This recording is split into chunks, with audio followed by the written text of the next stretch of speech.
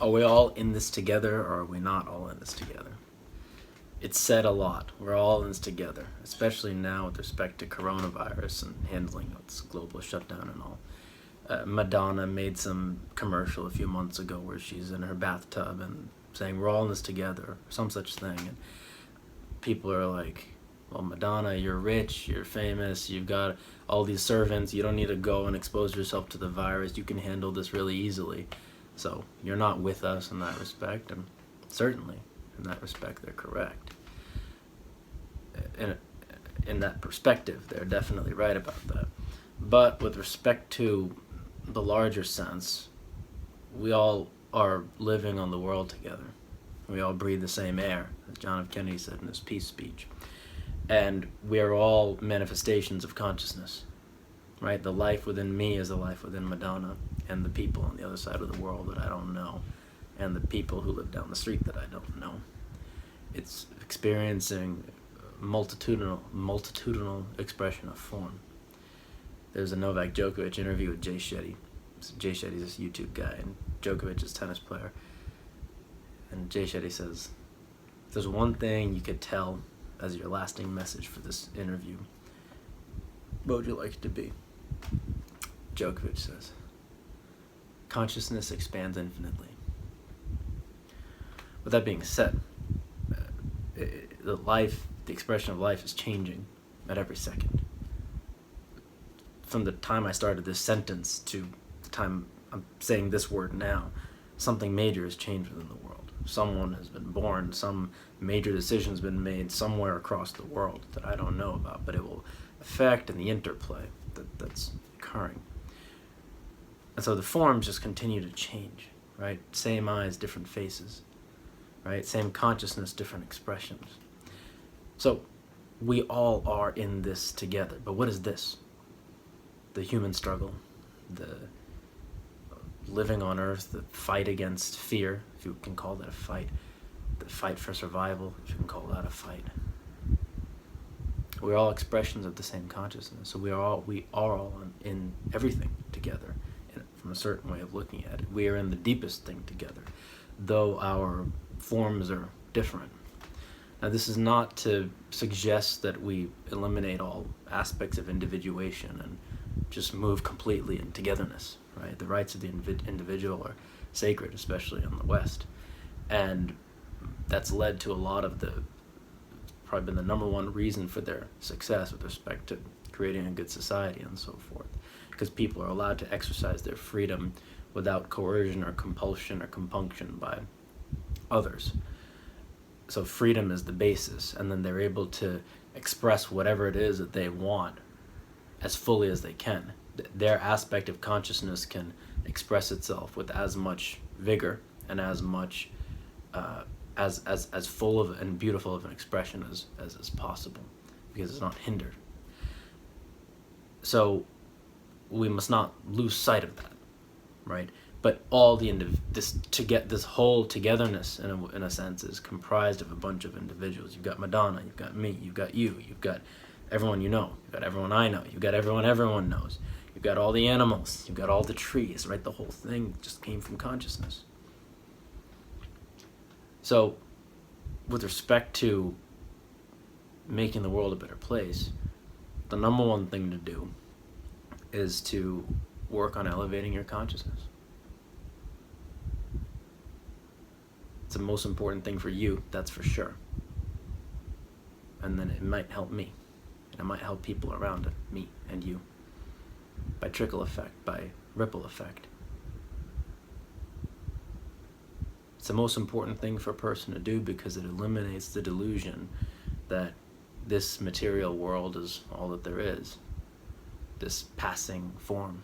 This thing that we're guaranteed to age through and pass through. It's all temporary. It can't be held.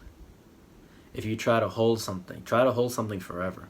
Let's say you have $1 billion, or let's say you have $10.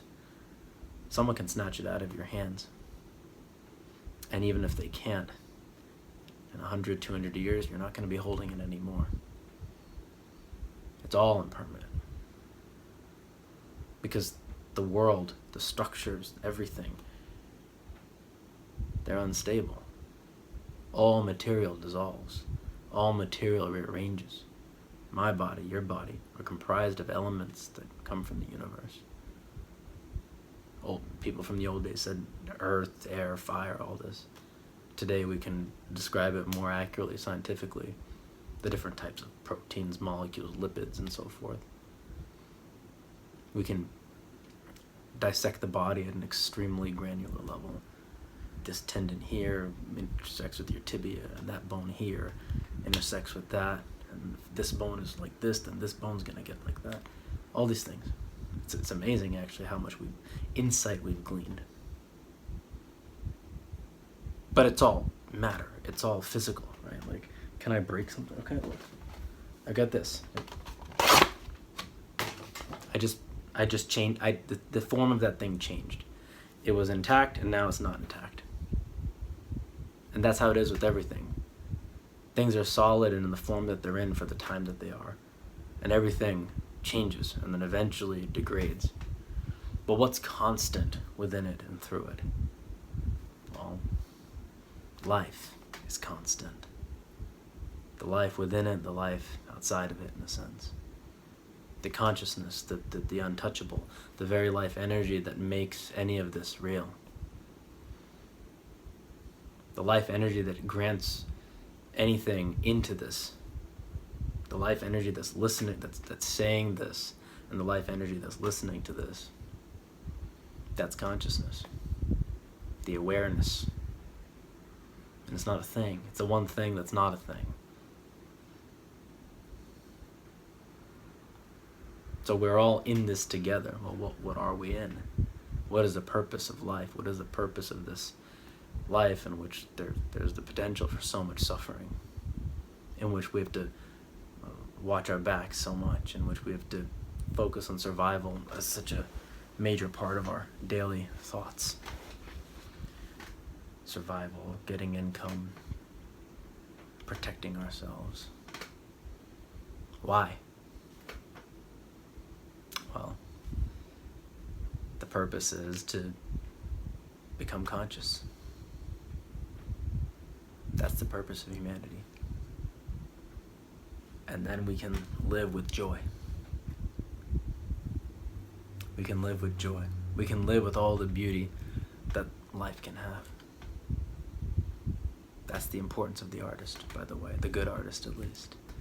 The artist who brings to life things that seem to be beyond this world, things that take people other places. It shows you what's beyond just the material stuff.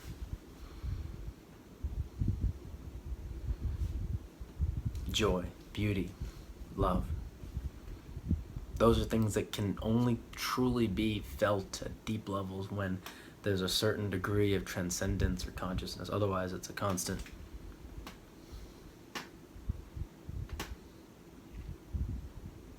Something happening. What's going to happen tomorrow? Why did this happen to me 6 months ago? What's going on? Why am I this way? Why am I here?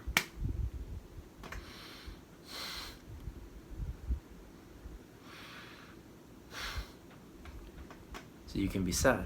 You can be sad about life. And that's also based in not understanding that consciousness is pure and total, and the suffering within life is designed in order to break you out of the form identity, break you out of the ego, move you into the transcendent. So you can be sad, right? That's a common thing. Another common thing, which is worse, is to feel that sadness inside and then lash out, become angry about it, feel as though fate has cursed you, take it out on other people due to an existential misalignment with the universe. Although it's all actually according to universal will, because you came from the universe, your form identity. But nonetheless, in a relative sense, it's a misalignment with the universe. And that has led to untold human suffering. It's led to untold violence. It's led to untold malignancies through deceit, trickery, hatred, agony. And it's extremely common, actually. The reason for it is the fundamental misalignment, the fundamental misunderstanding. Right? This life is for us to live. We're in this together in that respect. But it's incumbent upon each individual to handle their consciousness as best as they can, to bring it into the light, bring it into the forefront, make peace their base state, work to move beyond the goods and the bads, then to really be able to experience the beauties of life without that wanting, fearing, agony, self-pity, self-loathing, loathing of others. And you may ask, oh, when will this happen? Right? The process happens now. It starts now. Life is always now. That's the essence of the power of now by Eckhart Tolle. There's no other time besides the illusion in the mind. And no matter what the mind thinks about the past or the future, it's never correct. I can't think of what I'm going to say 2 sentences from now with complete accuracy. And if I do say it the way I say it, it's going to sound different than the way I thought it.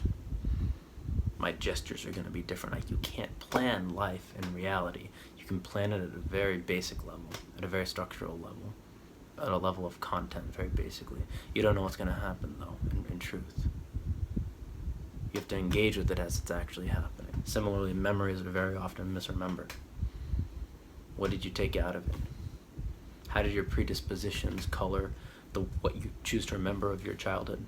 If you had good parents or bad parents, if you felt victimized by them, then you might remember their bad things much more than the good things. So now you're remembering a selected part of the total thing that happened. And the same thing applies if you remember them excessively positively. It's still selective, right? So it's never completely accurate.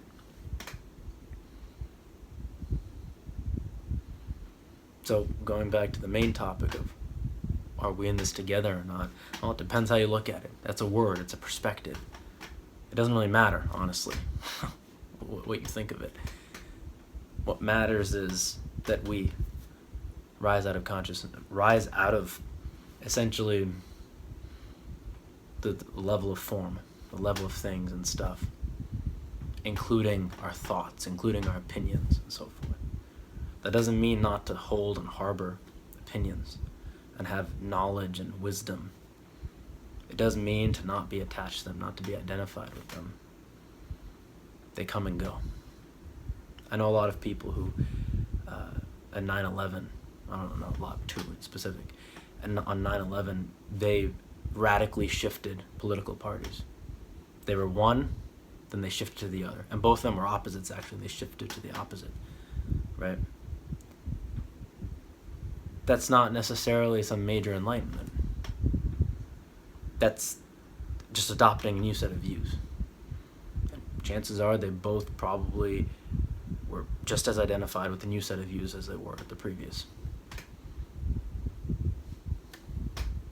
Views, opinions, they have their place.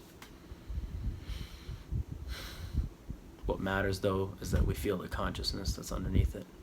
Underneath all the thoughts, all the expressions, all the everything, all things that are temporary and impermanent. This is the calling of humanity, if we wish to make it a better world for all of this in which we are in it together or not together. And you can see a lot of the negativities that are there in a large sense, all this hacking, all this theft, all this invasion of lands and so forth. It can certainly be a dangerous world. And all these things are perpetrated by humans. But that's also a function of consciousness. Consciousness put those humans there. And it's living out those life experiences through those humans. And what happens on one side of the world affects people on the other. Indirectly, directly. The coronavirus is a good example of that. Something negative happening on the other side of the world, affecting the whole world.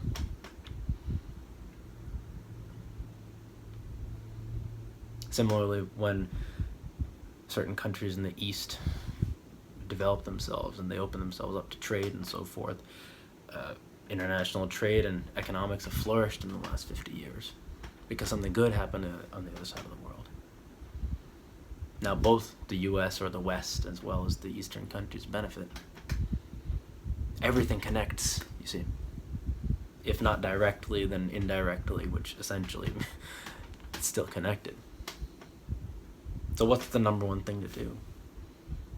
Work in economics and work in global upliftment, that's all good. It's all fine. Work in consciousness is primary.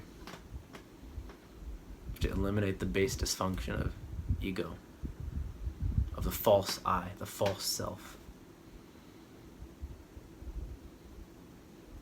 And live with happiness. Or peace, whatever you want to call it. Peace is a better word for it. Because it's quite amazing how unhappy people are. Even when they have all their needs taken care of, when they're good, they're sitting pretty. Sometimes they're more unhappy, sometimes not. Because their relationship with life is askew. It's awry. They're looking ahead rather than looking at now. They're living in an image, in a concept, in an idea that they need to bring into fruition, but which they can't control. Which makes them very agonizingly fearful. Just hoping for a better future that they can't secure. Putting all their eggs in the future basket, which is illusory. It's in the mind. Versus putting it right here, which is real. The only truth. The only real reality, as far as we're concerned now, it's this. This is not to deny the value of future planning. It's not to deny the value of hopes and dreams. But it is to say that the primary relationship has to be with the present, rather than with the future, with the present as a insignificant thing. And only with the successful present can the successful future come into fruition. So, with all that being said, let's all work on our consciousness, focus on the now. Allow ourselves to transcend, allow ourselves to elevate. It's our true nature, after all. There's nothing that magical about this. There's nothing that alien. There's nothing that stupendous in a way. There's nothing that out of the ordinary. And it is from the standpoint of being this fragmented, isolated self. It's like coming into a new world, a new, beautiful, amazing thing. It certainly is. But we already are that. We are consciousness. We are that life. We are that total beauty and so forth. It's just a matter of re-remembering that. It's being recognizing itself rather than Jay, the person, recognizing something higher. It's the higher within me recognizing itself and then putting to waste all of the maladaptations or whatever that are within me. Same as applies to all people. And that's the way in which the world will become a much better place. It's not handled simply at the level of economics and so forth, although those things are important. It's a matter of people understanding their true nature.